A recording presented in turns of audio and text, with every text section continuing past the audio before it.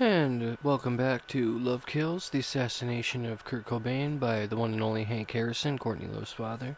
Read to you by yours truly, Bradley Dahlberg from Dahlberg Music, Stray Dog 90, Mescaline 67. You can find me across any social media platforms. And if you like this kind of true story, true crime kind of stuff, read in audiobook format, be sure to like, share, and subscribe with all your friends and family. We have finally made our way to the zenith of chapter Homage to a Fruit Fly. You can take all the sincerity in Hollywood, place it in the navel of a fruit fly, and still have enough room for 3 caraway seeds and a producer's heart. Fred Allen. Over the years, Courtney was drawn to bent relationships. To her, mixing genders was a fun game. Anyone who has gone through the gender reassignment will tell you that it isn't easy, fun, or painless. Still, Courtney romanticized the sexual aspect because she felt it boiling up inside of her. It was as if she was straight, bisexual, gay, male, and female all at once. It was as if all those personalities, the cast of characters Kristen Paff warned me about, had different forms of craziness, as if Courtney was just one big happy orgasm ready to explode in any crowd she happened to be visiting. In Portland and on the road, Courtney's early trauma turned into one of her worst kind of hookers, a declassy type known of the old chauvinistic dialect, a fag hag or a fruit fly. This itself isn't so bad. Gay men need women too as friends. But Courtney took it further than friendship. She found that she could lead these certain types of men in and out of anything. From Francie Warson, who had just faked a jail cell in her basement, to Jeff Mann's mom, learned how to use drugs and dependency, dominance and violence, and as strategies to control men. Flottie's book dissolved her anxiety about her own narcissism. What at catharsis! She exclaimed, after reading it. I'm a fag hag, and damned proud of it. She would shout for all to hear. Men like Julian Cope, founder of the Teardrop shows, and understands what I mean. Backlash helped Courtney step out of the closet at least halfway, but there was a price to pay. Instead of raising her consciousness, this reshuffled tomb provided Courtney with yet another excuse to not seek psychotherapy. She thought she no longer needed a shrink at the precise moment when a good shrink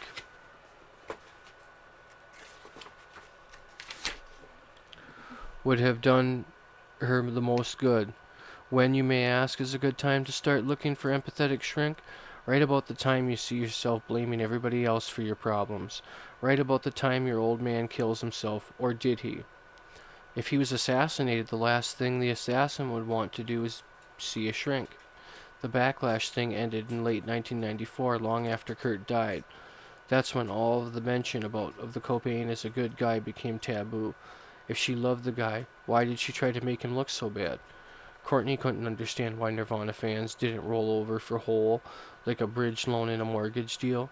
Apparently the male chauvinist pigs were out to get her.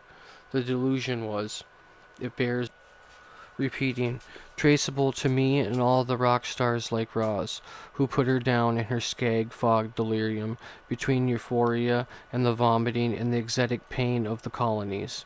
Courtney took aim on her dreams. Before Kurt died, her failure to dance with the critics in spite of the millions spent on the hype was in her mind traceable to the male bias against girl bands. After Kurt died, she spent millions, most of it from Kurt's royalties, on publicity campaigns, all to no avail. Many observers think Courtney could not see through her own hype. But it's worse than that. She is in control of her own hype. Most smart people know that the PR is a game based on delusions and fantasies, and what is known about the Samsara in Buddhism, a con racket designed to extract Vanderbilt money out of the stars that need ego gratification more than the truth. That's why Courtney mentioned her parents as idiots in every press release. She never realized that the true fame only comes from excellence, hard work, and compassion. Otherwise, it's just an easily scratched veneer.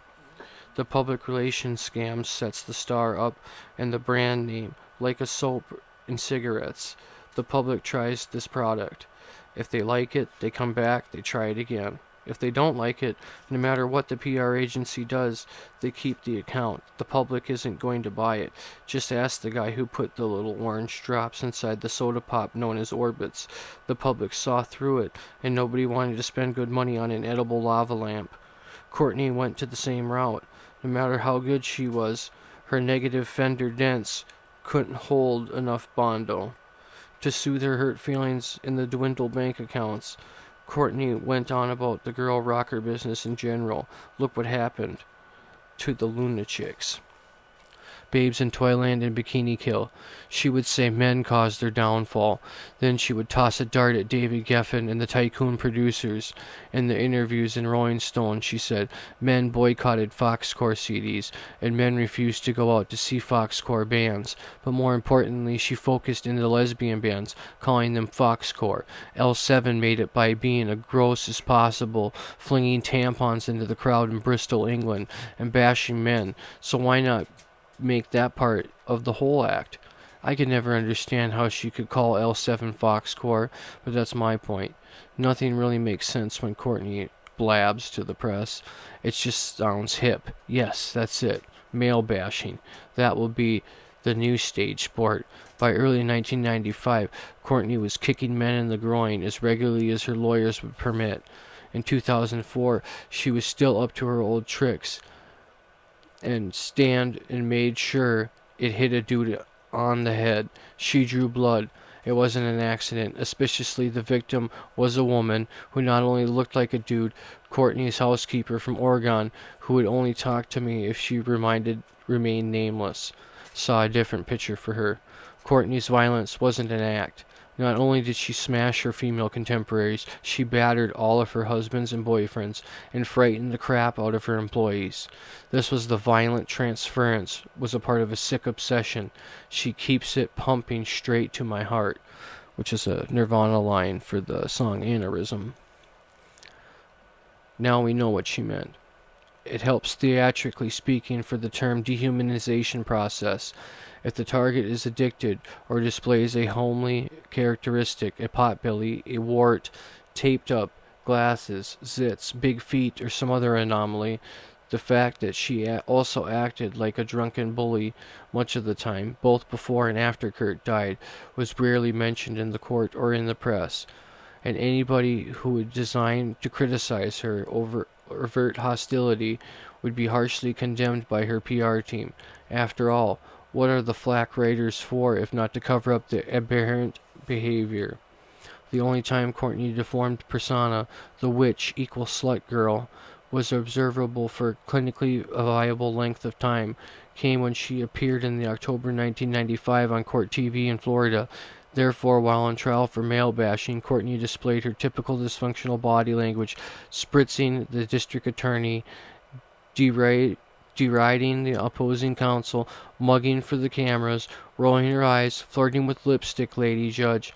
I guess we should just pause here and thank for the first time the First Amendment and the founding fathers for the Court TV and its mandate archive all the trials for future reference. I doubt Courtney's attorney could do much to squash the playback of the certain excerpts from the most telling episode. The fact that Courtney was acquitted under the order from the bench less than 2 minutes after the jury began deliberation tells a tale. A direct verdict is unprecedented in cases of this type, yet Courtney got one. Skip back to Valentine's Day 1997. Courtney's drug addiction phase, at least the childhood part of it, ended abruptly on June 2, 1996 in a padded room in the hospice of the Caron Foundation in Waynesville, Pennsylvania. There she lost 18 more pounds and came to grips with the real face of death, both Kurt's and her own. There, in the throes of the cold turkey cure, she saw the venomous snakes that she had left behind in Portland, the arson scars she burnt into the hearts of every man who ever loved her. How did she come to be in the particular hospital at this particular time? In the early part of 1996, she was forced to put down the drugs altogether in order to prove her insurability for the film The People vs. Larry Flynt. She also made a sober promise to Milos Forman, the director, but also the movie wrapped Courtney went back to the traditional routine. During the filming in Tennessee and afterwards, she was a serious dalliance with Edward Norton and the extraordinary talented co-star. It was Norton who saw her dying inside and insisted she go to rehab at the Caron Hospital, a place she turned down in her forced rehab in the May of 2004. Her band agreed if she didn't go, they threatened to break up, and even her staunch henchman, Eric Erlandson, a bugle boy who therefore had suffered any pain, told any lie, and was paid any price to serve her, turned against her. Yet even Eric, then paramour of Drew Barrymore, grew sick of Courtney's whimsical sociopathically. When the band did finally break up, Eric petitioned to retain his share in yet another ugly court battle. By January 1996, Geffen Studios execs were getting nervous. Courtney was taking too much time away from the latest record. Her modeling career, her quest for the Golden Globe, her Oscar nominations, to say nothing but her real estate activities, held her focus elsewhere. Luckily, she was able to recruit a new bass player. Melissa Ayoff de Mar took Hole's bass duties after the death of Kristen Path, but like all musicians, she wanted to play music, not fiddle fuck waiting around for the goddess.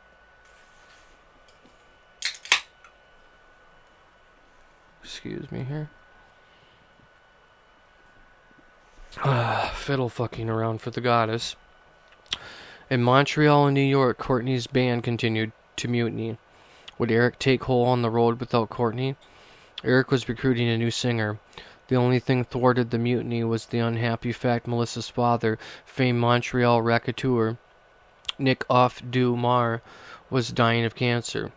By July of 1999, Melissa finally jumped ship to play with Corgan's Smashing Pumpkins. Another irony not why are wasted on Nirvana fans, since Billy himself had a few heroin deaths in his entourage and had to fire a few people. Billy and Courtney were an on-again, off-again item from the first day Courtney ran down Kurt at the Metro in Chicago. In the background, also in Montreal, Ian Halpern and Max Wallace were lecturing on tour trying to get the Cobain case reopened. I visited them there for a lecture or two and was amazed at how sincere they were. At least at first, Courtney's minions tried hard to stop the lectures. In Toronto at the Opera House Club, Jack Polindo, a great dock strike fixer from Fiasco, actually stood up on the stage to debate Halpern and Wallace. I walked out after assessing the situation. The two Canadians were having a sport with Polendino. Why roll out with the big guns for such a gimpy gig? I could have easily baked the guy, but then why waste the surprise? On the final night of the lecture tour at the Rialto Theatre, Nick Off Du Mar, teetering in the besottled state, jumped on stage and grabbed the microphone out of my hand. He babbled incoherently for the first few moments, but long enough to make a complete disgrace of himself, and then turfed an unfitting end for such a wonderful personality. Nick looked pallid and weary. I had no idea he had terminal cancer. I hoped Nick and I would sit down over beers and discuss our daughters, but instead Nick wanted to fight. After the lecture, the head of the intelligence for the RCMP in Montreal took me out for a cup of coffee. I thought it was a put-on at first, but the pipe and the aquascutum trench coat assured me that he was the real deal, the chess player. That single discussion that made the whole trip worthwhile, because the man in the trench coat admitted to me that they had always seen some merit in the murder theory. He said, "At first we thought you were nuts, but now I see you're on the right track, and my sympathies go out to you. The royal, wasn't wasted on me." I got the reference, and all that implied. The chess player apologized for Nick's behavior. We shook hands, parted amicably, and I'll always remember the meeting. It inspired me to continue my investigations. I remember seeing tall guys in plain clothes watching everywhere we went. You can always tell the RCMP they don't need to hide. They want you to know where they are. They don't need to interfere, they just watch you. In Windsor, Ontario, one guy was hawking me in the lobby at the hotel.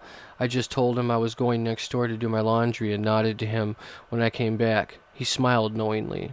I lived in Canada for 2 years in the 1970s. This is a book about Kurt. But his short life and untimely death cannot be understood unless we understand his wife, who happens to be my daughter. In spite of the calamity that surrounds our relationship, I still cherish the memory of the wonderful child I once knew. In spite of her brilliantly crafted urban self-myth, Courtney did not have a rough childhood until she was cast off. When she was with me, she made it everyone in the family doted on her. It doesn't take a shrink to figure out that the only child, at least theoretically, can get more parental attention than kids in multiple sibling families.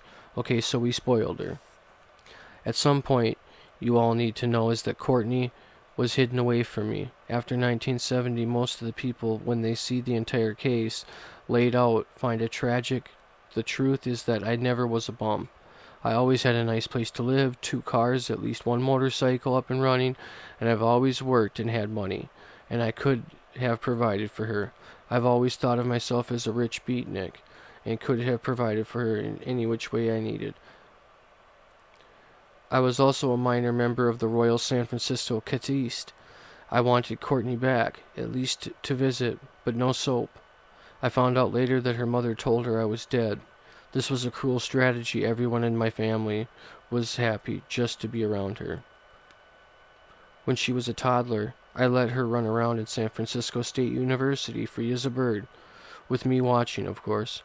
Sometimes we would walk to classes with her riding on my shoulders, but she always had a close hand and was never in trouble. When she first spoke, she formed whole sentences, and when we took her first steps, at least 6 months, she ran around the room laughing. When she stared at you, you could see the cosmos connected to the optic nerve. It was like seeing the everyday world through the Hubble telescope. To say that she was a good baby would be an understatement. Courtney was a serene. She would often just sit in a room and play with dust motes in the sunbeams. Linda feared this might be a sign of retardation because Courtney arrived in a large 10-month baby. This could not be the root for the song, Retard Girl.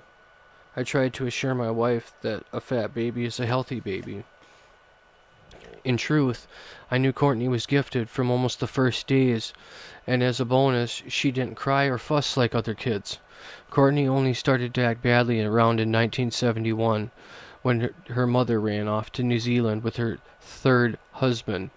After a short stint with relatives, Courtney went to New Zealand, did poorly there, acted up in class, got the square kids drunk, by her own admission, and shuttled back and forth to California and Oregon on her own planes. On one occasion, she went AWOL in Tahiti during a fueling stop at some stage, I'm not sure exactly when.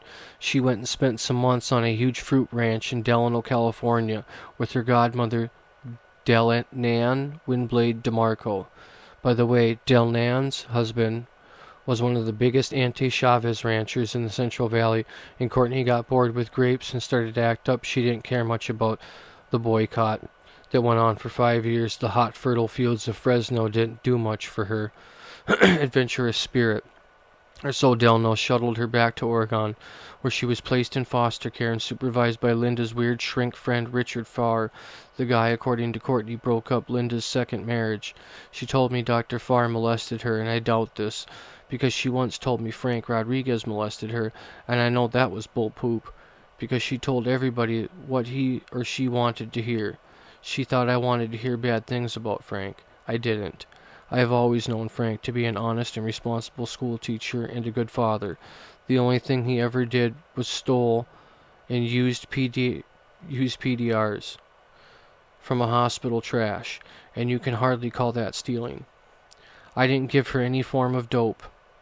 I have no doubt she was put through some of the kind of new age brainwashing, but I also know, like good fathers, neither Frank nor Dave Meanley did anything untoward.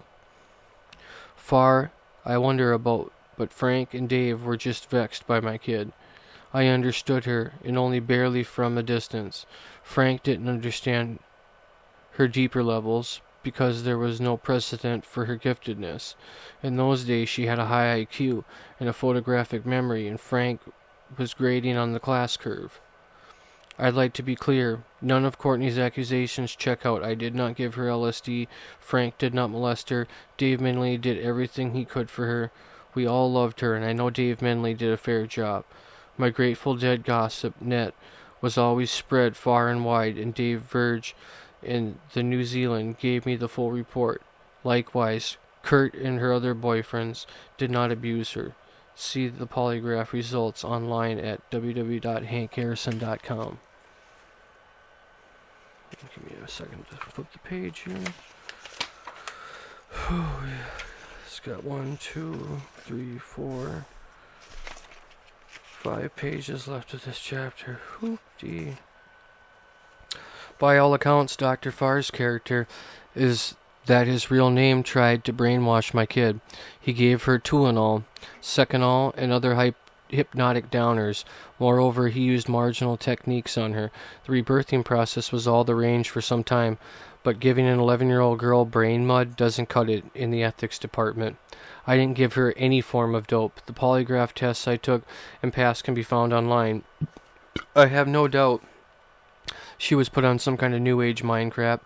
Maybe it was the est or the Scientology derivative, but I know that Frank and Dave Menley did not engage in any misconduct. Frank was always a nice guy, and he liked the serenity of trout fishing with his own hand and made flies, and he was smart enough to be a good teacher, but Courtney was bored with serenity.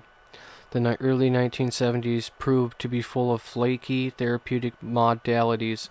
I believe the exposure to too much pseudoscience broke her spirit and created in her a destructive and even homicidal personality.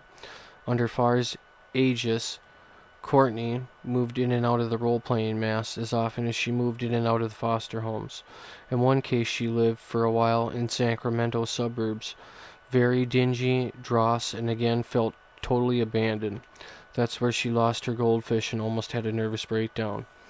I mentioned the father figure in her life, the only at this point how and when Courtney began her pattern of deceitful anti-peril, anti-male, anti-spousal manipulations, burning multiple candles at both ends. I'm sure about Dr. Farr. He needs to be checked out, but he's a hard guy to track down. Around this time, Courtney was told I was dead, and she was poor, and the family money was gone. In fact, I was looking for her, and the bread formed the basis for Linda's Oregon real estate empire. There was a lot of money left. Decades later, Courtney did the same thing to her daughter. Funny how the stuff ricochets. I repeat, Courtney was told I was dead, but I was very much alive and looking for her. Linda used the Reese money to build up a burgeoning marriage counseling practice near Coors Vallis, with connections to the Mexican spa retreat. She was smart in other investments too. She took care of her other kids, helped Frank pay for his house when he remarried, sent kids to college, adopted a boy, then sent him back, then brought him back home again. In 2004, Courtney says the kid was at law school at NYU, so who knows what kind of lurks in the hearts of the adopted heiress. If Courtney's mother and stepfather wanted to use me as a scapegoat, they should have let me raise my kid. I might have messed up, now only having themselves to blame. I didn't see Courtney from 1968 to 1979, so how can I be the scapegoat? Oh yeah, I forgot. DNA. It's my entire fault. It's like Nietzsche said, we all killed God. Thus, by the same logic, I killed Kurt. I cannot take credit for her spectacular talents, but again, I will let the record in the gene pool speak for itself. Throughout the 1970s, I traveled a great deal. I thought about Courtney and prayed for her every day. I sensed I was linked to her in a spiritual sense, almost like Courtney, Corsica's brothers, and I'm pretty sure I felt anguish from a distance. But at no time did any in Linda's world think about getting Courtney and me back together, even though my mother was raising children and had room for her. Moreover, my sister Kathy was a probation officer in Oakland and could have easily adopted her. Instead, my kid got thrown to the wolves. Aside from the faint background hostility towards Courtney's mom for abandoning her to foster care when my family was readily available, I carry no grudges. Any abrasive differences between her mother and I arise from the conflicts in the basis values stemming back to our respective families. In those days, older generation, what I often refer to as the Model T culture, thought that they could predict the future. But as Alvin Toffler warned us in the landmark book Future Shock, they had no clue about the impact of electronics. The real conflict in Courtney's life and Kurt's comes from the dissonance and conflicting values. I came from a huge Irish family on my dad's side, some Protestant, some Catholic, and a huge family of ecocentric geniuses, Methodists, and Pennsylvania and Dutch socialists on my mom's side, all Celts on both sides. My dad was an Olympic gymnast, an alto sax player, and a master's degree from Pitt. He taught junior high in Oakland ghetto and ran the swimming pool, at least the swankest country club in the Bay Area in the summer. This culture was a paradox that helped me gain firm grasp on the wide array of social behaviors. My mother was also a Pitt graduate and was a dress and costume designer specializing in hats and wedding dresses. She worked for Edith Head in the Hollywood Hattie, Carnegie in Pittsburgh, and as well as the Saks Fifth Avenue and Goldman's in the Bay Area. She often took me with her on a train from San Jose to Los Angeles when she delivered her designs to the studio. Down there, sailors whistled at her every time we went. Her costumes can be seen in the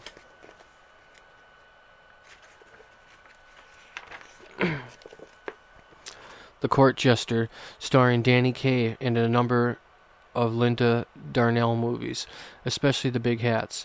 Yes, I met Linda Darnell when I was 10. I saw her semi-naked in the dressing room. It ruined me for life, but to say that I am a woman-hater is preposterous.